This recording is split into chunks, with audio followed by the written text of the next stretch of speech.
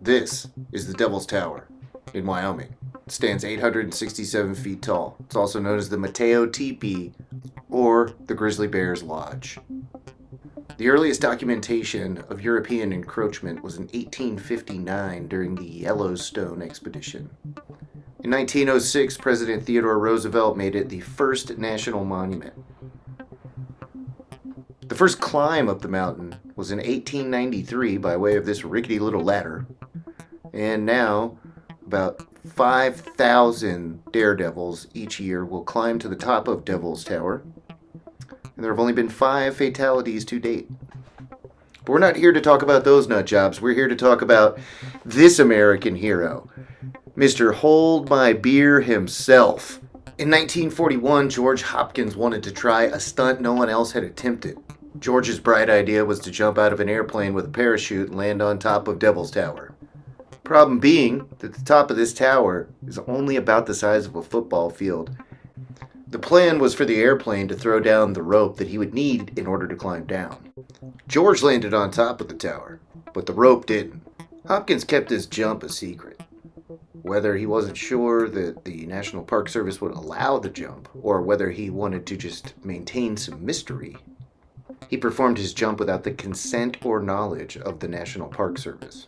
He did, however, notify some local press of his jump under the condition that they would not publish his plans until he had accomplished his mission. On the cold morning of October 1st, 1941, with a car full of his buddies and a few cases of beer, George set out to accomplish his stunt.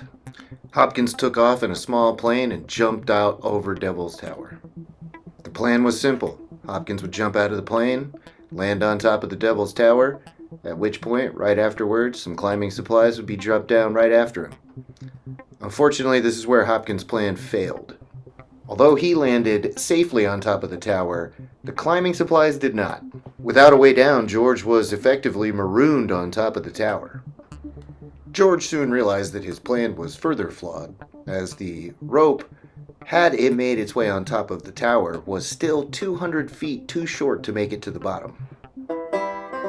867 feet high, seated on a volcanic rock, is parachuter George Hopkins. 6 days ago, he parachuted onto the rock to win a $50 bet. However, he didn't bring enough rope to get himself down. This is a minute detail he seemed to have overlooked. National Parks employees and rangers have sent food and clothing to Hopkins by airplane. The old sweep and swoop. First a sweep to locate Hopkins, and then a swoop to drop the supplies. Soon a rescue party of ground dwellers and some of the world's most experienced mountaineers were assembled. However, snow and ice hampered efforts. Onlookers to the event had a simple message for Mr. George. It goes something like, "Look before you leap." After realizing that Mr. Hopkins was not coming down, either the pilot or the media alerted the authorities that he was on top of the Devil's Tower. To say that Hopkins was in trouble was an understatement.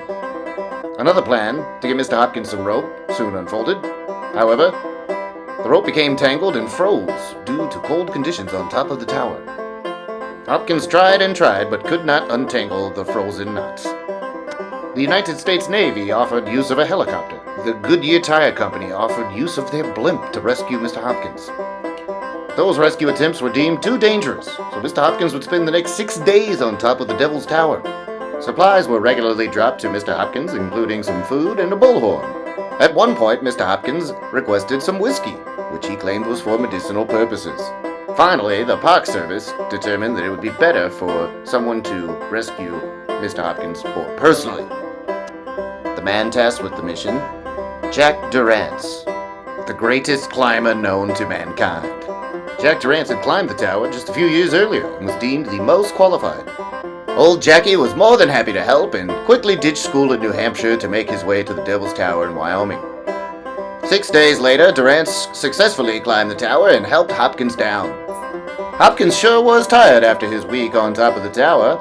"I must have counted the boulders on top of that tower about 1,000,000 times over, a pilgrim," Mr. Hopkins was quoted saying. After the incident, George went on with his life, joined the army, and taught paratrooping, ironically. Then after that, he moved down to Mexico, got himself a nice little senorita, popped out a couple of kids, ended up retiring in Whittier, where I believe he